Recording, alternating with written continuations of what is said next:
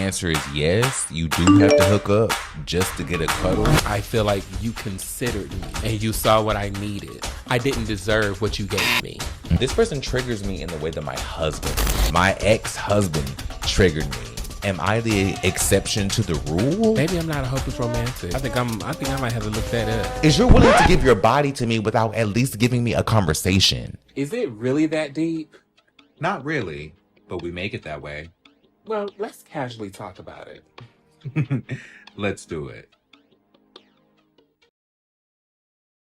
What's up, everybody? It's Ressie G, not Cardi B, but I still get to the money. Oh, and I'm Oaklyn Jonas Galloway, a.k.a. OJ the OG, because I always got the juice. And welcome back to another episode of Casually Deep, the podcast. Now, today, we are going to be talking about what I like to call sex in lieu of intimacy and answering a question for the homosexuals, the heterosexuals, the midway sexuals, whatever you want to call it, about if you have to have sex just to get a good cuddle or have sex to have intimacy. What's your thought? I can only speak to my own experience, and for me, it seems like the answer is yes, you do have to hook up just to get a cuddle, because I mentioned on a previous episode, I think it was the last episode specifically, where somebody that I had had sex with had mentioned something about me being comfortable cuddling with them, right? And the whole reason that they had me over there was for a sexual conquest, right? So my whole thing is,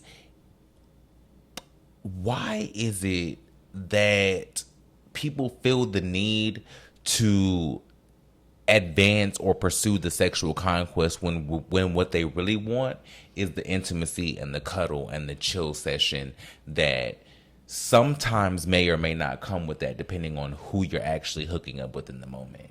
What's your answer to that question? Because I know my answer.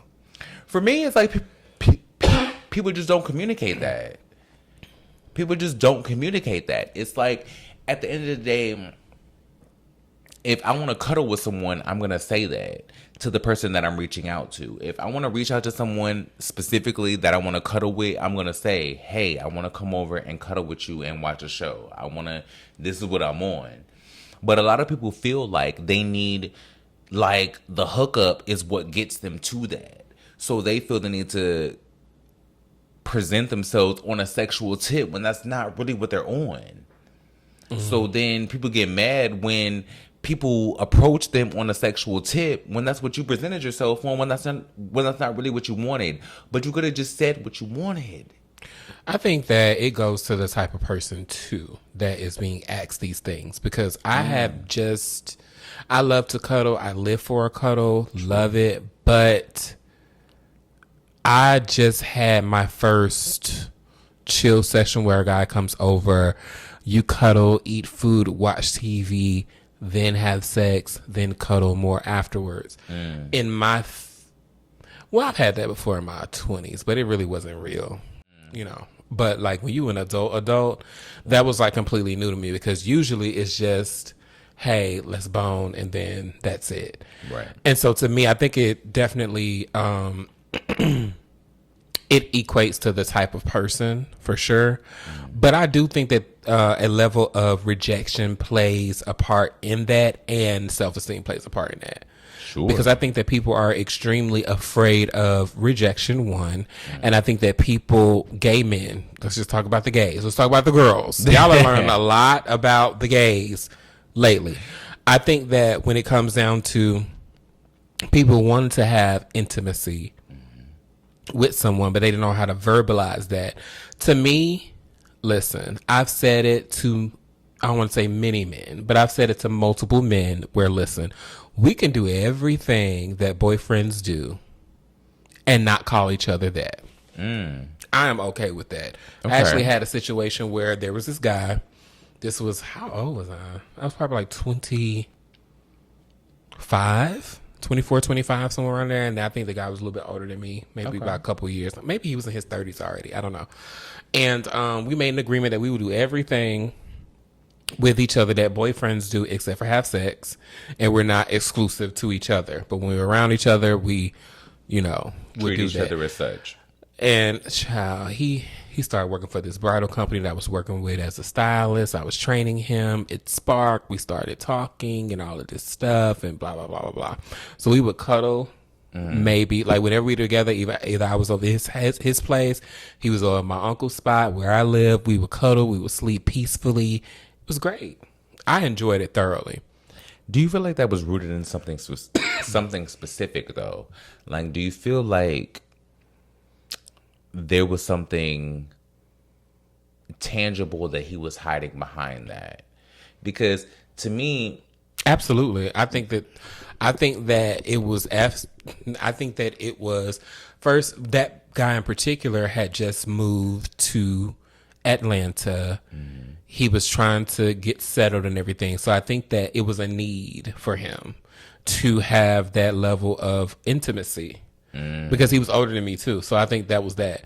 Okay. For me, it was, and I think this kind of rings true me at this age. At that time in my life, in my career as a stylist, I was constantly moving. I was constantly doing stuff. And if I wasn't doing that, I was driving Uber and Lyft to pay my bills. Right. And so I needed, and even to this day, after you've had a taxing day or a busy day, it would be so nice. It would be so nice if you could come home, have a nice cuddle, just sit and chill. And that's why I always tell people intimacy is way more dangerous than sex. And people don't understand when I say that. But that's why I tell people if I know that a person is quote unquote healing from a relationship, or if I know a person has a soft spot for intimacy, I say, listen, if you want to have sex, go home. Don't lay up, because then that's when emotions get intertwined and all that happens. And then next thing you know, you're feeling some type of emotion, not necessarily for that person, but for the situation. And then boom, you and your feelings griping about some shit that you could have controlled in the first place. You are not going to catch me over your man's house or over a man's house laying up and cuddling with him if I don't expect more from him. If it's just a hookup, it's literally going to be just a hookup. You pop, cherry done, out of there. But see, that kind of leads into a lot of conversations that you've personally had with me, though, along my journey as a single person and trying to figure out this whole navigation of where do I fit in within this queer dating scene. Because, I'm a semi-traditional guy, whereas like I date like it's the 90s. You're very traditional. I date like it's the 90s. Like I want to, come over, chill with somebody, get to know you, hook up, watch a show, laugh, we fuck, do all the things. You know what I'm saying? Like I'm that guy. So like I'm trying to figure out where the intermedium is between the way that I know and the way that reality is right now. And so it ends up with me looking like I'm leading a lot of people on, when it's not that. It's just I date the way that I know, or I interact with people the way that I know, and it just comes off as a way that's what I said on the last episode, traditionally masculine. And it's like I can't help that I'm a grown ass man, dog. It's not even that. It's doing boyfriend shit for people that are not worthy of a boyfriend. I don't know any different. It's not about you knowing any different. It's about you knowing the boundaries. If you know for a fact, if you know for a fact this person, and I'm just speaking generally, if you know you're not really attracted to this person, you don't have the same values, you don't see yourself, they don't take you into consideration, you barely take them into consideration, they don't know your middle name, they don't know your mama name or nothing like that. Why would you invest the most important part of yourself, and I'm speaking to a person that enjoys intimacy, why would you give that part of yourself to somebody who never has worked for it? And I tell people, associates, friends, this all the time. Let that man work for you. If he has not worked for you, and I'm not talking about him throwing you a little money, that ain't working. No. Him tricking off, and I used to tell my homegirl this all the time. Him throwing you a little money is not him actually working for your heart at all. Why would you give your heart away to someone that has not put in the time? Yeah, it's cute, little dates here and there, you know, long rides through the city at night. We love all of that. We here for it. That's amazing. Okay. Love it. Beautiful gowns. But what always kills me too is these today's black gay men ain't got no game. Damn, they ain't got no game. You better say that. So it's like y'all are giving people access to you that ain't even got no game to plague you a little bit. What is that? Honestly, I'm a little guilty of that, and I'm gonna go ahead and take my L on that because take your L. I'm gonna just go ahead and take my L on that because I think I've spent a lot of time trying to figure out how. I think specifically for me, I spent 13 years in a relationship. 13 years. Oh, solid gold. No, I spent that amount of time. Like I spent a lifetime in a relationship, so I don't know how y'all modern day gays date. Like I don't know what the atmosphere is like. So for me, I'm walking into this situation just like I'm coming in as how I know how. So I'm figuring out what y'all be on, like not you specifically, but I'm saying like what y'all get, what y'all gays be on. You know what I mean? And it's like, but the gays tell you, y'all claim y'all want a relationship. Y'all claim y'all want a nigga that wants to be in a relationship, but y'all really don't want a relationship. And that's the thing that y'all can't want somebody to claim. establish with yourself. Y'all want somebody to claim. These gays, they want somebody to claim. They want somebody to take out, show them off. They want somebody that's going to be convenient sex. Y'all want a trophy. They want not even a trophy, because a trophy has to be taken care of. What y'all want is a warm body. Say that. What y'all want is a warm body. There's a difference between Ressie G wanting a warm body and Ressie G wanting a trophy. Let's be very clear. Because I can only speak for myself, because y'all don't know. If I want a trophy, I'm going to elevate you in every aspect of your life. I'm not going to fight you. I'm not going to yell and argue with you. I'm going to collect all the data, and I'm going to use the data to make sure that I show up the best way I possibly can for that man. If I want a warm body, I'm going to treat you with the respect that a warm body needs. Fair enough. I'm not going small talk. That's not warm body. I'm not having small talk with you. How you doing? Good morning. That's not happening. Sorry, it's not happening. And people can call me chauvinistic. You can call me a hoe or whatever you want to call it. I don't think that's chauvinistic. I think that's healthy boundaries, because that's where I get fucked up. Is where you say this all the time. I do boyfriend shit for niggas that I should be treating like tricks. And that's real ass shit. Like, it's no shade.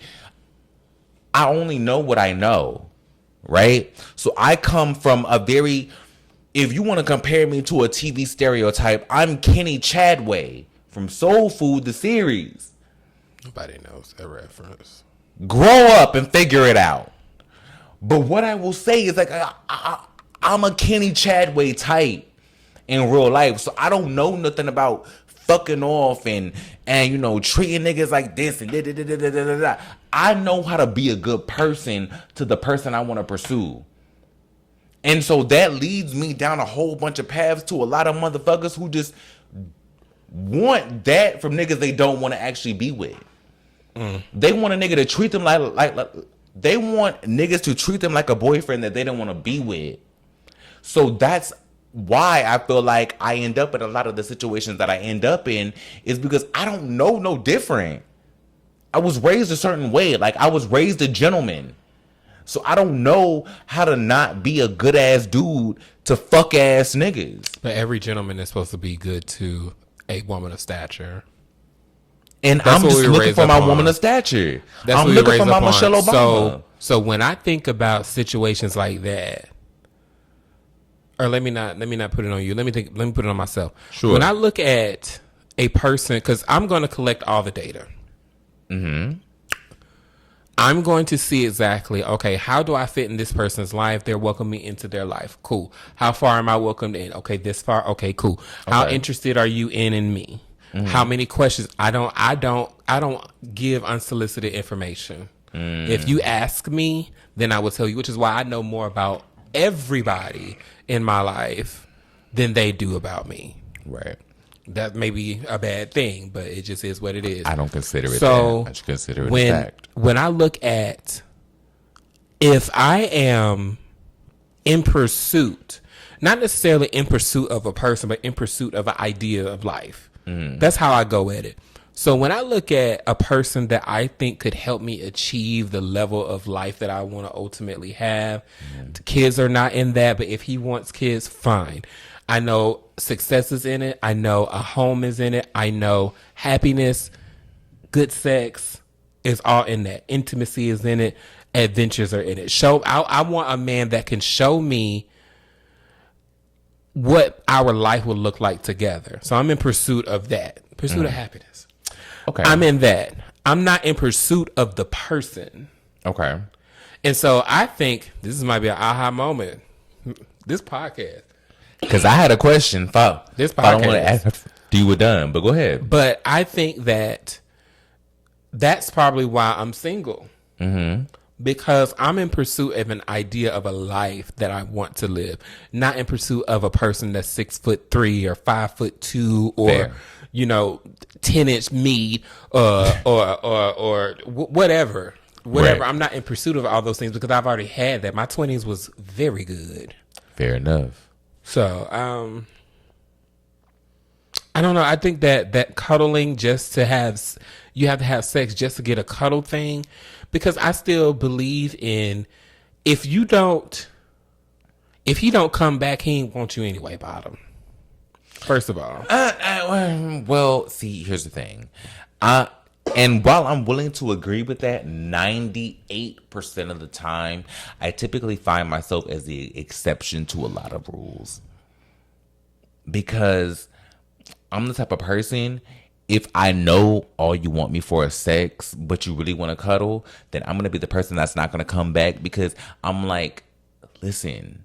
Right, but you're not a bottom either, though. The rules change with a top.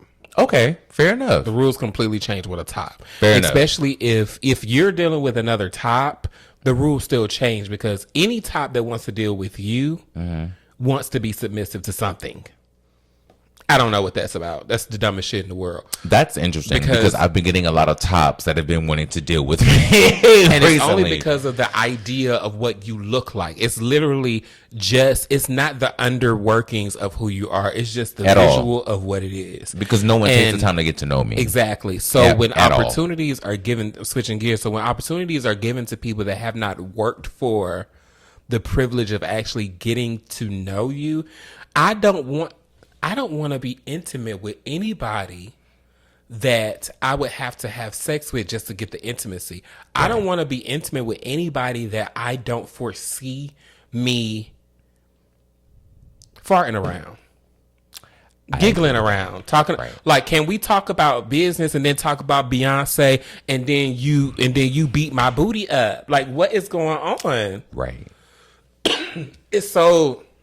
Right. I thought I had found that before I moved to Dallas, but now he's straight. So listen, that was my ex-husband until everything else that came along with my ex-husband clouded the things that made what was your ex-husband great. In particular, what are you talking about? What was? He was the person that I felt safest to be my 100% self around. I had never been, except for one other individual, and that was my first real relationship. And that was my high school sweetheart, to be perfectly honest. that was the only person that I felt 100% comfortable being my 100% self around. So he saw me in ways that I would never show myself on camera.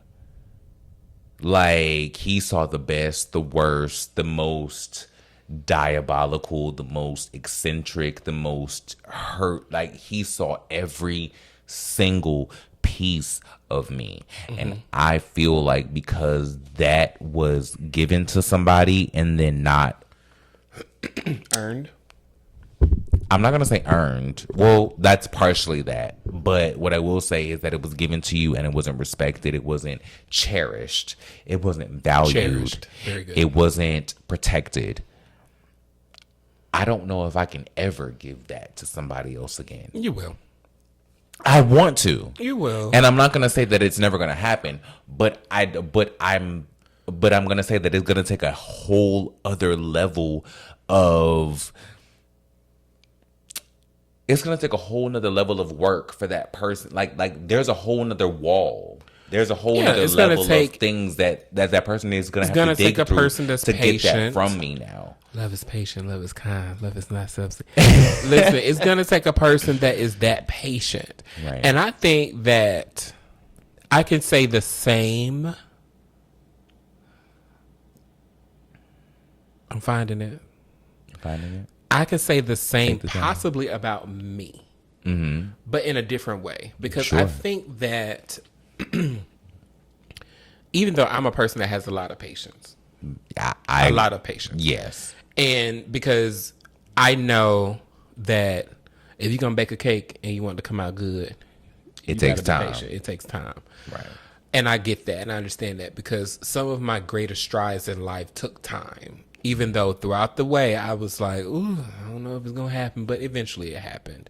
Okay. But in the same way that I have a lot of patience, there's going to have to take a man to understand that my job is big, but my person is small. Yes. You get what I'm saying? Yes. Because, like, 100%. I'm okay with, and we've had this conversation, I'm okay with sitting at home and not saying anything, communicating via text, even though we right next to each other. I'm okay with that. We don't have to do things big. I mean, if the only thing we say to each other is what you want for dinner, oh, I want this. Okay, cool. You know, but I need somebody that is emotionally intelligent enough to understand what I need in those moments. But at the same time, because I'm a Scorpio, shout out to the November Scorpios, but because I am that way, a lot of people personally, when it comes down to family, when it comes down to romantic, always miss that with me because they don't really take the time to kind of dissect. And I honestly, it's really not that hard. All you got to do is just ask the questions and I'm going to tell you, I'm going to give you all the cheat codes. I agree with you 100%. And I agree with that from the perspective of people feel the need to perform for me when they could just be themselves. Tonight I'm gonna dance. That okay, like I think a lot of people, and I don't know if it. And how long do you let a person perform for you until you be like, okay, I'm done watching this show? When I realize it's a performance, I'm done. And I think the reason being is because I spent 13 years with a man that attempted to perform for me. Okay. So I think at this point in my life, I recognize when somebody is trying to give me what they think I want.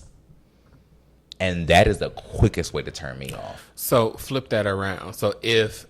Give a person that gives you what you think you want versus a person who, which one would you prefer? Okay. A person that tries to give you what you want, or a person who doesn't care about what you want. A person who's trying to give you what you want versus a person that doesn't give you what you want. That's very Jill Scott. Right. I would rather a person make the attempt to give me what they want. I would rather a person make the effort to desire to know what I want and try to give me that. And if they can't give me that, they can't give me that.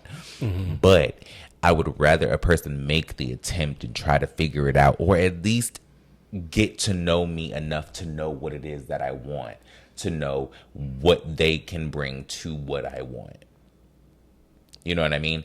If you can't, like, if you ask me what it is that I want and I tell you, because I'm very direct, I'm very specific about the things that I want from a man in this point in my life, I know exactly what I need at this point. So if I tell you that, it's up to you to now make that informed decision of if you can be that for me. Which is why there's somebody that's around right now that's very interesting to me, because I think that there's somebody that's around right now who is doing their absolute best to show up in whatever way that I need. And that stands out to me more than anything that anybody thinks that they can provide for me. Because I have a lot of people come to me and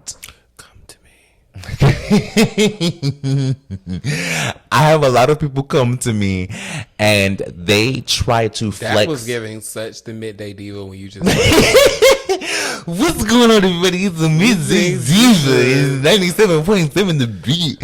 No, shout out to Tambra. Shout out to Tambra, because bitch, you are living my life. No shade. Sorry, continue. I live for you because I want my own radio show one day. So you are living my life. I live for you, Tambra. But I think that I see a lot of people come into contact with me and they try to give me what they think I want. Because they get their first impressions of me and they try to decide what they think I want. And then when I don't respond to that, they're confused. And then there's people like this person that's around right now who is making a genuine effort to get to know me and what I need and what I want, and is making a genuine effort to figure out how they can show up in the midst of what I need. That's interesting to me. That's very interesting to me. I've never had someone who was willing to, I don't want to say conform, but is willing to figure out the way that they need to show up in my life based on what I need. Right? Because I'm always that person. I'm always the person that approaches someone that's like, hey, I'm interested in you. I find you fascinating. I want to get to know you. I want to approach you. Not I want to do all of these enticing. things. You're emotionally enticing. Sexually enticing. I find you enticing. That I'm so that person. But I think that a lot of people don't know how to get there with me. Because they're caught up in that whole swipe culture. They're caught up in the, oh, you look good enough for whatever it is I want to fulfill in that moment. So because you look good enough for whatever I want to fulfill in that moment, whatever you come with doesn't matter. So we never have those conversations because I look good enough to fulfill whatever fantasy that you want to fulfill for whatever time period that you want to fulfill it for. When I'm actually looking for somebody that I can invest my emotional intelligence in. So do you think, generally speaking, that people will conform, play the long game, basically? Give you the representative, do everything that, or is it just, let me think about that. Because I think that a lot of people will play the long game. Okay. And you tell me what you didn't like, you tell me what you did like, but for me to get what I want, I will go ahead and step back to play the long game to get you, which I think is a dangerous game to play. No shame. Very. And so when I think about people who, especially with me, when I think about people who show effort, eventually they're going to slip. okay. And so my thing is when that person, only because I don't know if it's just me being clairvoyant or if I called it out, because I've had a situation where there was this guy, we were seeing each other often, we were talking often, FaceTiming often, and that was the capacity of what he thought I needed. Okay. When what really stood out to me is when I was going to get into a fight and he calmed me down. Because it takes a lot. It takes a lot for me to get angry, Right. like really, really angry. A lot of shit, I'm just like, girl, it ain't really that deep. Fair enough. Casually deep. But that stood out the most out of everything that he had ever done, which was because I feel like you considered me and you saw what I needed. I understand that. And so my thing is when a person is able to catch it, that's one thing. But when a person does things and makes strides and all these efforts where it's just being slick and just kind of waiting out the long game, like, I'm going to let you do this, I'm going to let you do that, I'm going to show that. Because, I mean, a lot of times, people that actually want more will show you all their cards. All you got to do is just listen. Right. And then when a person fucks up one time, to me, if you fuck up one time, I've already told you what I like and what I don't like. You already fucked up. I'm going to keep that in the back of my mind, period. Right. Mm-hmm. And so, actually at the forefront of my mind, because I didn't deserve what you gave me, period. So, because I didn't deserve what you gave me, now it's probably never going to be anything for me, because you're always going to be treading on thin ice with me, because if you do one more thing, I'm out the door. And I don't know if that's just me being tough or whatever, but I just feel like if coming into a situation, I didn't deserve the lack of consideration, I didn't deserve the lie, I didn't deserve all these things when I actually gave you literally everything up front. Right. No matter how much you try to fight back, it's never going to be 100%. But then you have those one-ofs like you see on TV. Yeah, it started out this way, but it ended up this way, and all of that extra bullshit. My ex-husband. But it comes up in the conversation or whatever. But I mean, maybe I'm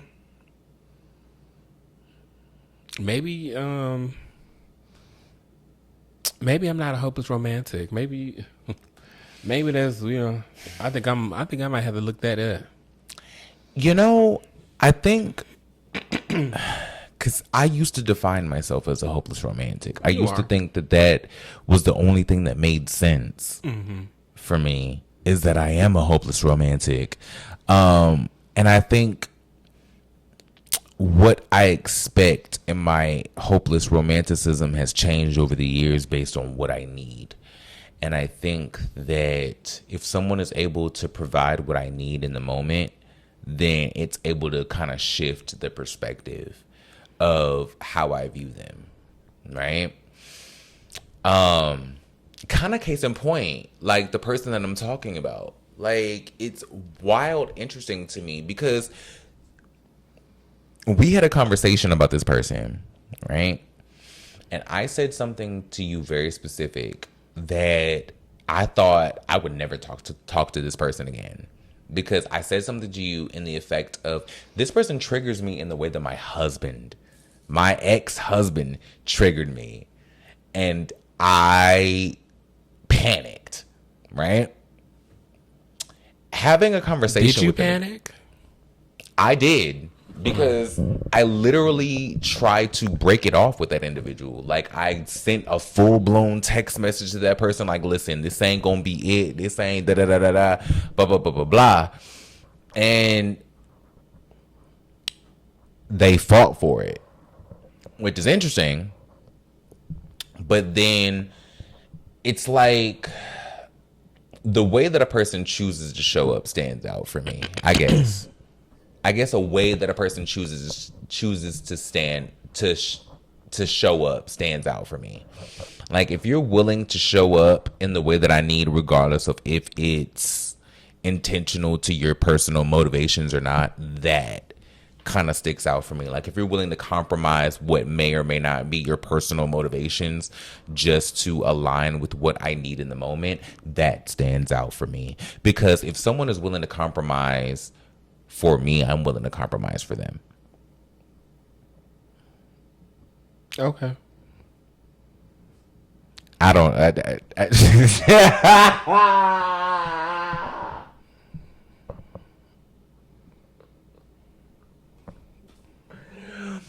Crying. But I think that's really what makes certain people stand out versus others, is people want what they want. People want what they want. And if they can't get what they want, they run. Or if they see that a person isn't willing to give them what they want, they run. Which is why a lot of people that show interest in me run. Because they want a specific thing from me. And if I'm not willing to give them that in that moment, then they run. And I think that's probably what's making this specific person stand out for me, is because they haven't come to me wanting a specific thing. They've just wanted to engage with me wherever I'm at in this moment. And so I'm like, okay, cool. You know what I mean? But so back to the book. When we talk about people having to cuddle versus people have to have sex just to cuddle, I think that is definitely a true statement. I think that it's dangerous, and I don't think that people should have to do that, when they should be able to be transparent enough to just give themselves in that particular way. Because I think all of us need intimacy. We're all human. And I think that we all deserve that level of connectivity. Absolutely. Especially from somebody that you're attracted to romantically. And I think that it would do the gays better if they were just able to say, hey, listen, I think that people would be surprised that at how often a gay black man would enjoy just coming over and kicking it with you with no sex. Me. Versus just having sex. Me. You know. I'm the person that would love to come over, kick it with you, watch a show, do all the things, have a conversation, do all the and if we end up fucking, cool. If not, cool. But that's, my history is well informed as to why I am the way that I am in that regard. But I think that, to your point, so many people think that, sex is the way to get to that. You know what I'm saying? People feel like they need to fuck to get to that. When, if you want to talk about what we were talking about on the last episode, had the person who I had the intimate interaction with that I can't remember, that pointed out the fact that I apparently slept well with them in the cuddle after the fact. If you would have just asked me for that, like, here's the thing. Y'all don't need to fuck to cuddle.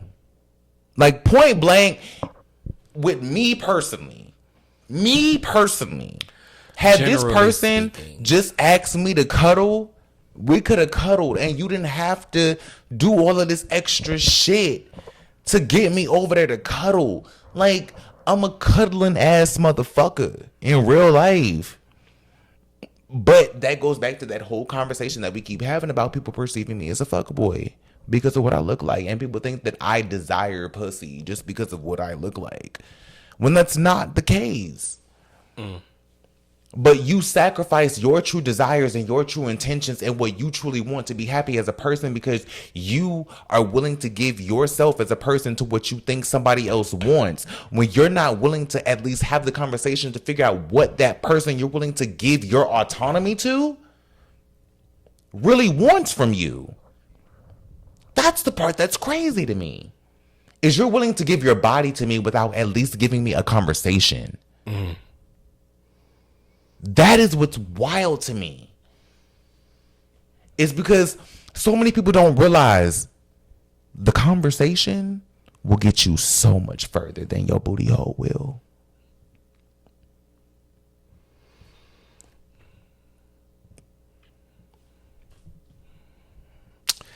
Yeah. I'm just saying. I think that that's true to certain cases, but I think that it just still goes back to and I'm going to continue to say it till I'm blue in the face, the level of, or the lack of experiences, or the lack of role models, the lack of visual of what that means, is why you have people that will look for sex just to get the cuddle afterwards, and then still feel empty if the person gets up and leaves after they done nutted in you. So how much of that is experience and things that people go through, and how much of that is people not desiring to do the self-work and not wanting to fully focus on what they need as an individual? Because I understand everything that you're saying, but I'm like, am I the exception to the rule? Or am I just like am I an anomaly? Because I'm like, I walk around with a lot of fucking trauma, bro. Like, a lot of people like there's so much that I could sit here and dump on people that I don't. I think that you have to be self-aware, because when you have, let's say, a person that has trauma, a person that has trauma will be able to get into a relationship with anyone, be with anyone, because the trick of dating someone with trauma is listening. So they're going to play for whatever they want. That's what they do. If you're not trying to build this person up and get them away from their trauma, that's the problem. No matter how much attention that you give somebody, no matter how many, how's your days, how many good mornings, if you know this person is living with past experiences that have affected their progression in life, and then you don't take the opportunity to really chilling with somebody that got trauma that you want to be with, ain't doing it for me. It's not enough. Sorry. I agree with that. It's not enough. So me saying, yeah, come over, I'm finna make some gumbo greens and this and that, Shout out to the gumbo greens. And they're listening, and you're listening to them trauma dump on you. It shouldn't be a situation of you responding and saying, yeah, I'm here for you. I hate you going through that. I'm here whenever you need. What do you need? Do you want to? No, that's not the answer. That's not the answer. The answer is, that's why I don't do that anymore. Okay. So where do you want to go from here? Is the question that these niggas need to be asking that get all the shit for free. Right. These niggas these people that want to date someone that has gone through that whole hurt people thing. I get it. It's cute. Whatever. Hurt people. Yeah. Okay. But you can have a hurt person that can heal you too. Because hurt people may be fragile, but they're the most experienced in life that can actually help you get somewhere else. That's been my experience. Nobody can tell me that a person is being attentive to them if they're only affirming and being apathetic to their worst past experiences. That's bullshit to me. I agree. It's bullshit, because that person is not worth the person that you are. If you've gone through if you've had a hell of a life, I've lived a life. Okay. I have lived. I have been in the world. Right. And if I start to express to you things that you think is deep, it's not deep to me because it's my story, but you think it's deep, and then you say to me, "Dang, I hate that you went through that, but I'm here for you. I got your back." And da. Red flag. Red flag, because I'm not talking to you about something that I'm currently going through. I'm talking to you about something that I've currently experienced and worked through. Right. But those men that are here for you get the privilege of being with these elevated people, because they know for themselves they're just playing the long game. They're waiting it out. They're waiting it out for that to subside. They're waiting it out for your body. They're waiting it out for you to move in. They're waiting it out for you to say, yeah, I want to be with you. They're waiting it out for you to start eating the type of pizza that they like to eat. They're just waiting it out. That's not a person to me that you build with at all. That's a person that feels that's a person that's okay with where they're at and saying, I'm good where I'm at. So if you want to come over here, come on. But I'm good where I'm at. I don't want to be with somebody that's good where they're at. I agree with that. Because again, that goes back to sex in lieu of intimacy, sex to cuddle. That goes into you compromising. To compromise for what?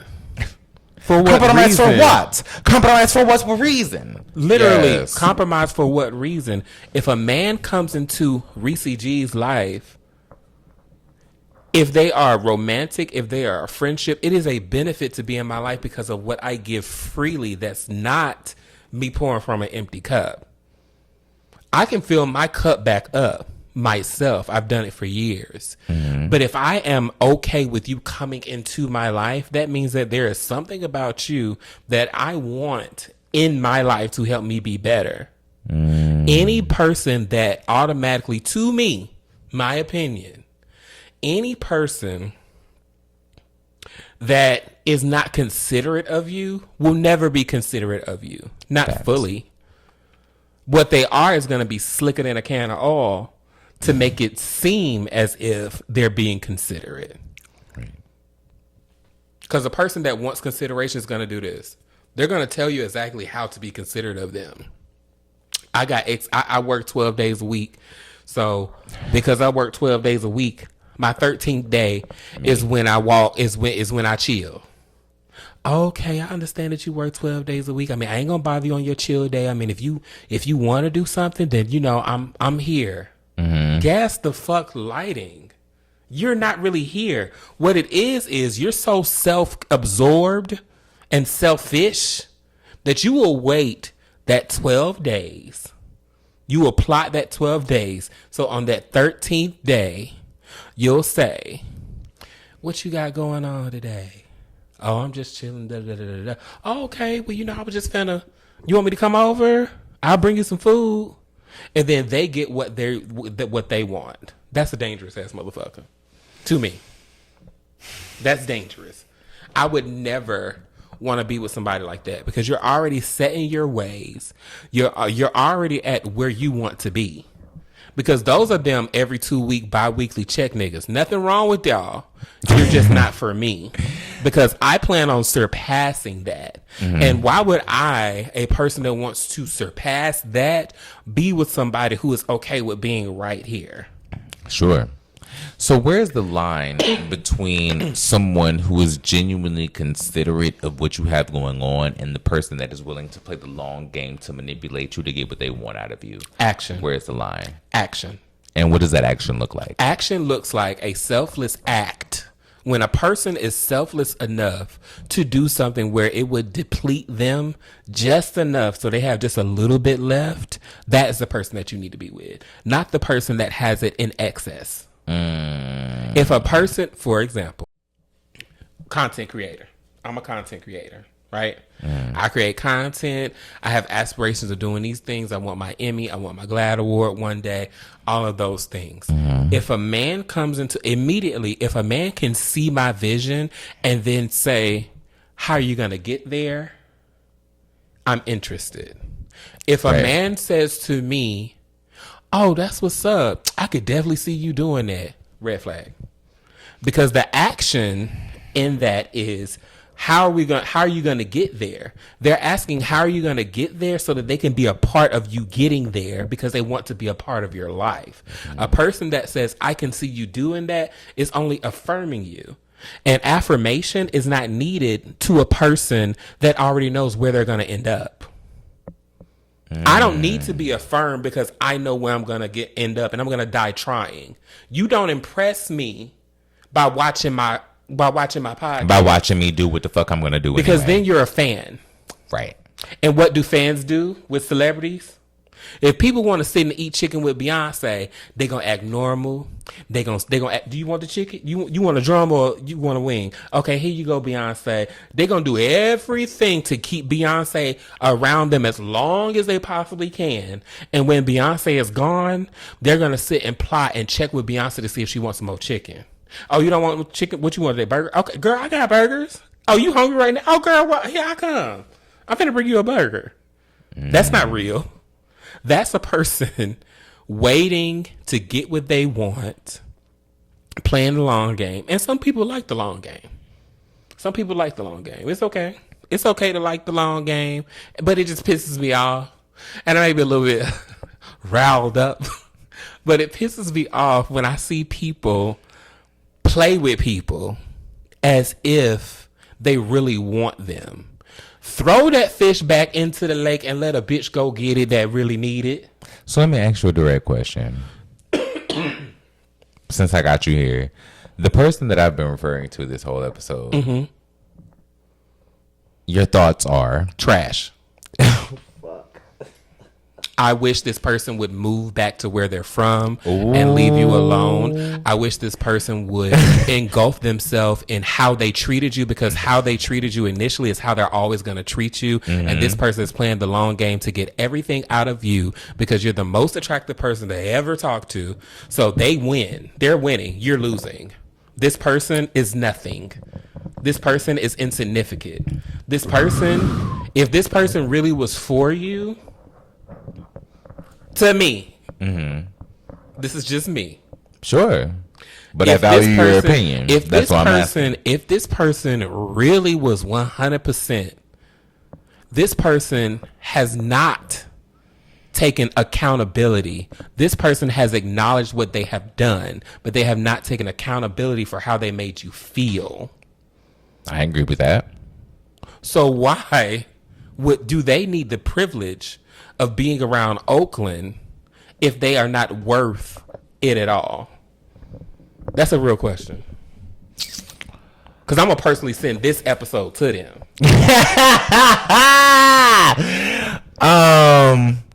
I think a part of it is parlaying. I think a part of it is... Go ahead. So parlaying, which means you're playing house because you enjoy playing house, because you are a soft top that likes intimacy, that enjoys being around that, and enjoys playing house because you have played house for 13 years. Let that be the reason. This person is not your future. I never said that. I never said you said it. I'm just making it plain. Sure. This person is not your future. This type of person, it goes back. This person is the same person that you laid with that said you slept in one spot. This person is the same person that was texting the jailmate. Woo! While y'all was sitting at the restaurant. This person is the same exact person who said you ain't got enough, so I can't be with you. These type of people are the type of people that I cannot stand seeing. And I don't know what it is about me and being associated with certain people where I see qualities in them.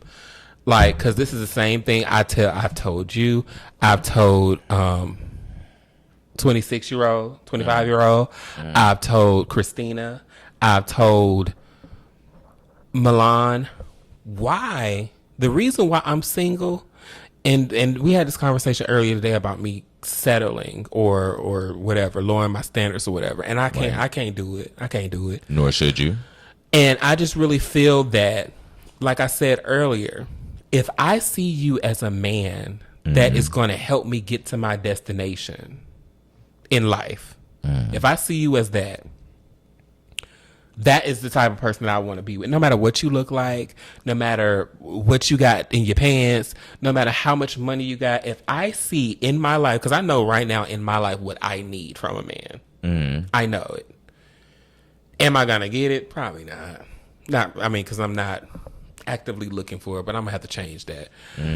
But I just believe that when it comes down to a person like you in particular, and I've met a lot of yous, a lot of men like you, a lot of tops like you, and tops like you, and I'm making you a position for a reason.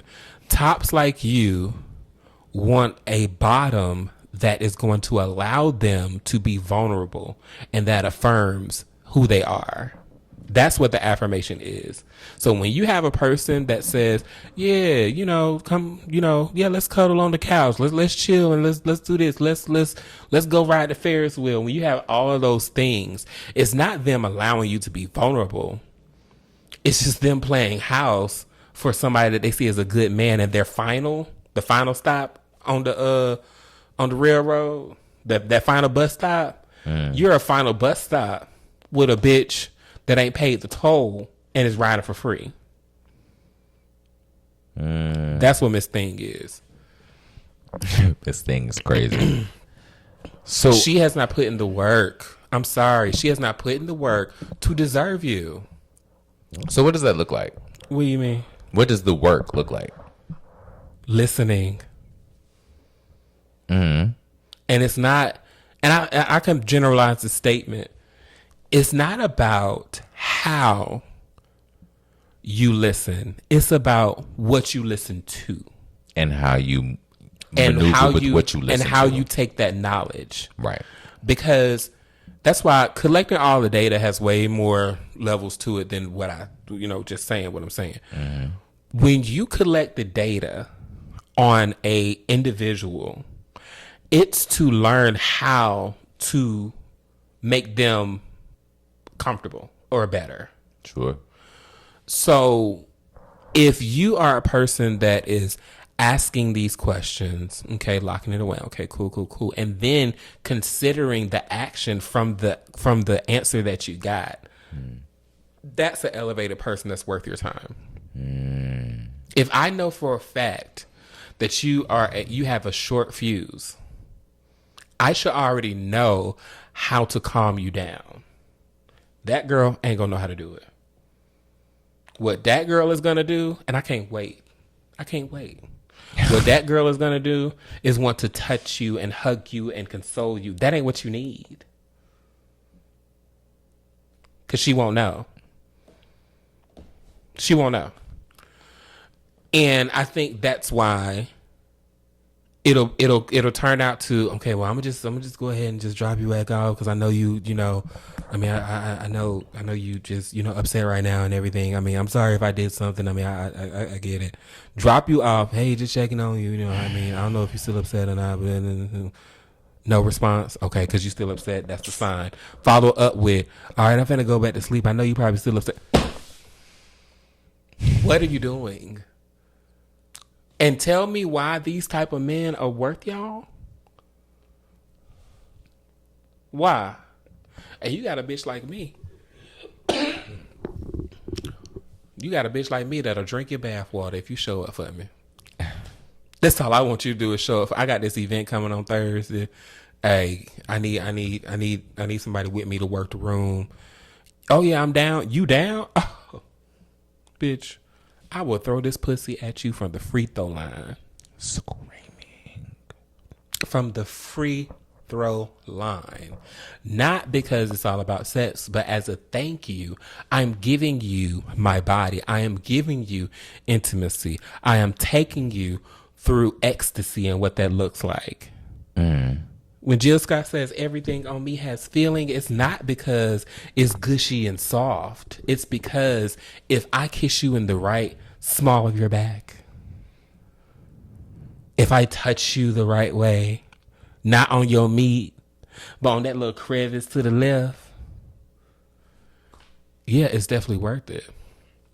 Absolutely. I think that's the wildest thing for me is because I'm a type of person who wow.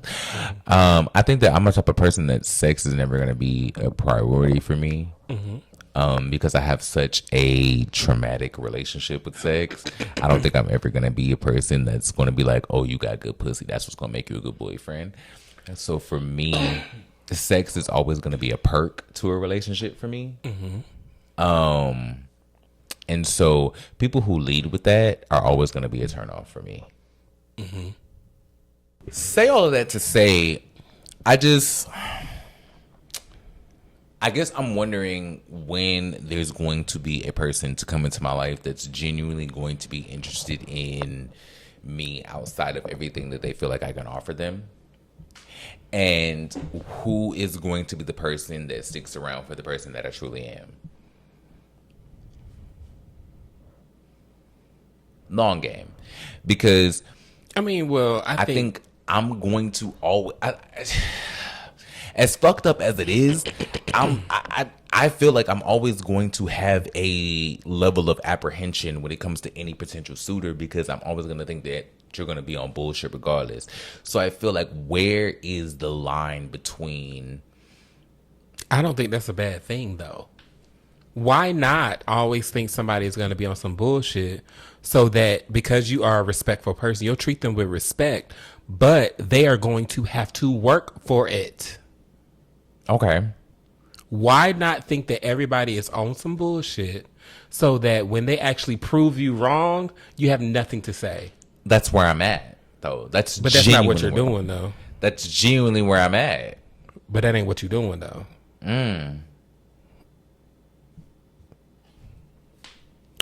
I think that when it comes down, this is not a conversation for the podcast. When we look at gay men and having to pursue one avenue to get to another avenue, especially when it comes down to romantic relationships, I think it's important for us to understand that before you go one road to get to the other, you have to be ready to get on that ride. Right. And I think a lot of people are not ready for that. Because they don't do the work for themselves first. They don't do the work for themselves. They don't take the time out to actually get to know themselves 100%.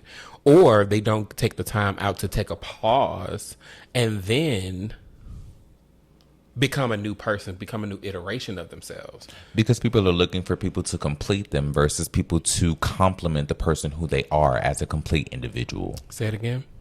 People are always looking for a partner to complete them versus looking for someone to complement the completed person that they did the work to find. Which is why you have to make somebody work for you. Absolutely. Which is why I sit around and just BS. All these, like, literally, if you had, like, listen, I know what you see, but the conversation that these people have with me, well, this person specifically has with me, is that I'm keying in their face, basically. That's just something because they're sitting around waiting for me. And I'm like, sure. And that's cute. I never said that. I never said anything. Enjoy the ride. Literally, that's what I'm here to do. Enjoy the ride and not get emotionally attached. I'm just here to enjoy the ride. Because until I feel my emotions being pulled, that's when I'm going to respond. But my emotions aren't necessarily being pulled. That's the thing. You just occupy your time. I'm just here. I'm just here. And until I feel an emotional response, that's when I'm going to respond. But until I feel that, you aren't going to get that. That's sad. It just is what it is. Not that being sad, but I'm just thinking that is a reality that I think a lot of people, gay or straight, have to realize that the signs are there. The signs are clear as day if somebody is interested or if they're not interested. And I fall victim to this maybe once a year. When you hope that someone is gonna come around and show you that, yeah, they can definitely they can do it. This is why I was in that situation, the one that everybody knows about. Yikes. Is because of the hope, the potential. Summer Walker, he had potential to be exactly what I wanted him to be. But yet to this day, he still cannot be that. I don't want to be with no man that I make cry easily. And I say that, I mean, let me preface that. No shade. While you say that, when I say that, there's a difference. There's a difference between, when I say make cry easily, like, I shouldn't have to tell you, for example, this guy, if I'm on FaceTime with you and I tell you how you made me feel and how I did not like that, you should not be so guilty that you cry. Okay. You should try and fix it. Okay. Now, I do think that, I do have a tendency to have an emotional connection with people where we can have deep conversations and have realizations where tears may flow. Sure. That I love in a man. You're emotionally available, you're emotionally open and connected. Love that. But I should not be able to tell you how you made me feel, and you should feel upset about it, because you shouldn't be purposefully trying to hurt me, right, and not expecting me to address it. Absolutely. And that's what that person used to do. So, and when I used to address it, there was only one time where I was gobsmacked. And that's what he told me. He purposely treated me badly. Okay. But other than that, I used to think to myself, am I just hard? Because I used to think, and I still think I'm pretty hard, but it's not hard for me to be soft either. Sure. And so to me, if a man can respect me enough to understand that on days when I'm just chilling, I'm walking around in my house dressed, no makeup, Herschel not picked out. Come on, Herschel.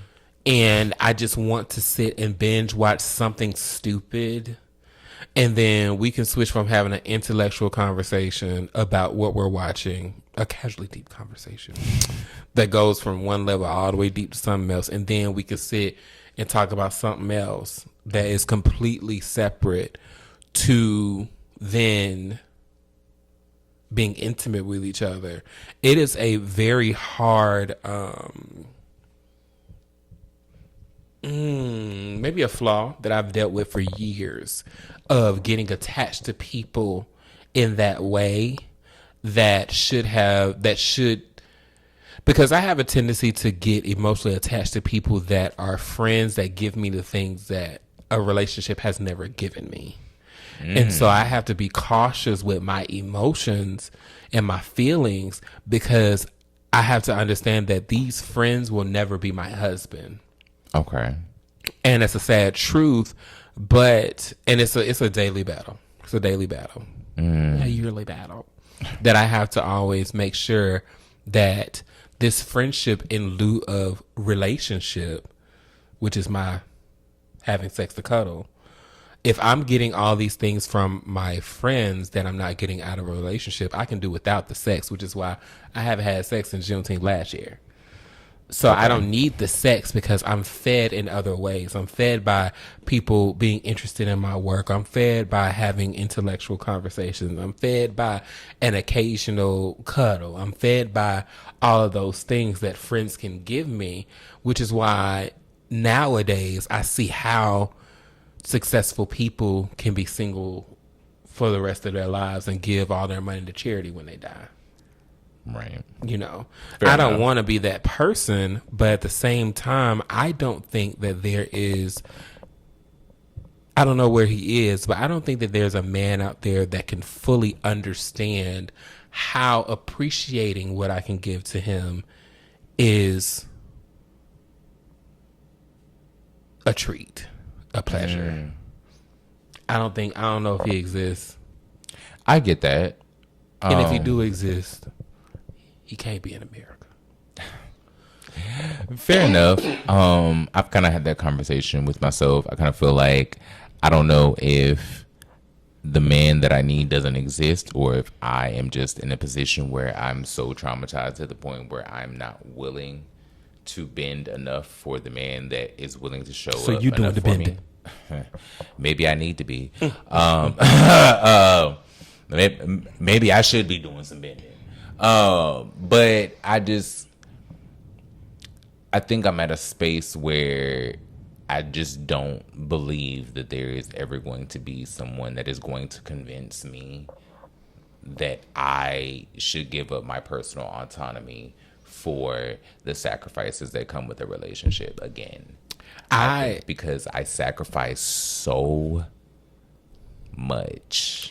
I don't even think, even to echo that, I don't think that you have to give to the point where you're depleted with no benefit.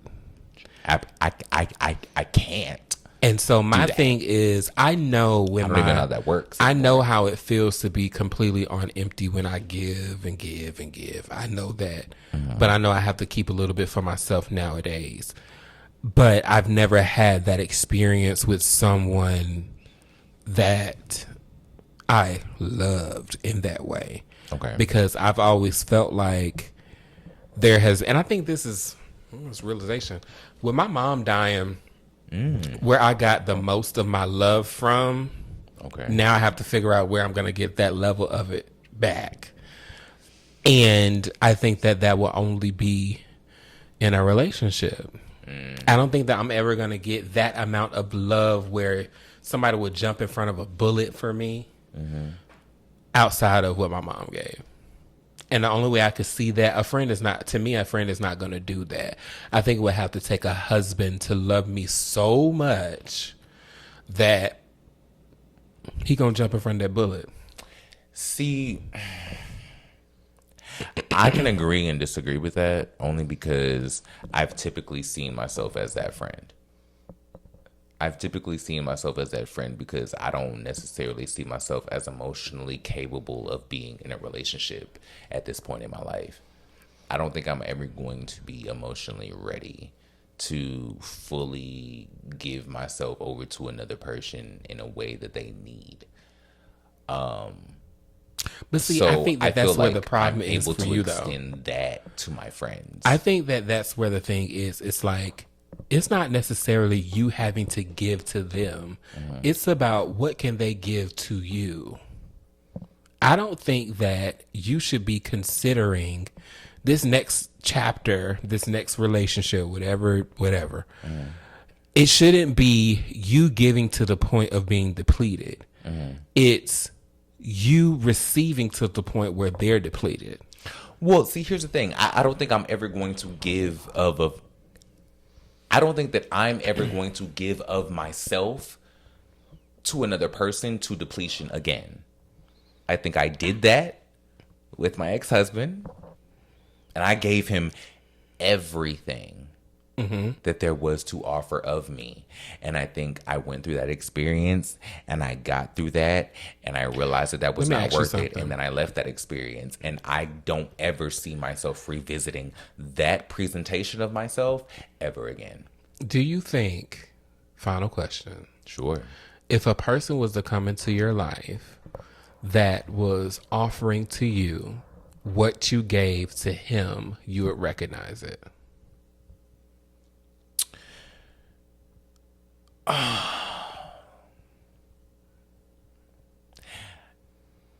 It would have to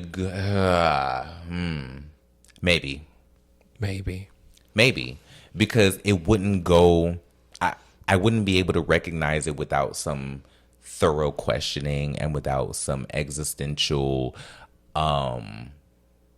overshadow that'll come with that. Because I think with my ex-husband, I experienced everything that I would want from a man being overcasted or ruined by toxicity that comes with that. So now I'm in a space where a man can tell me anything and I can find a hole to poke in it. As we close this episode, we want to leave you with a thought. Sometimes in our community, intimacy gets negotiated through sex.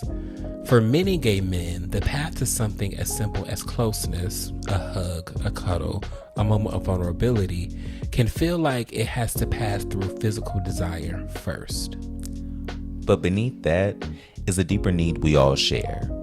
The need to feel seen, held, and connected, not just to someone else, but to ourselves. Real intimacy isn't just about bodies coming together. It's about allowing ourselves the space to be soft, to be cared for, and to recognize that emotional closeness is just as valuable as physical connection. And maybe the real challenge for all of us is learning that we deserve that kind of intimacy without having to earn it through sex.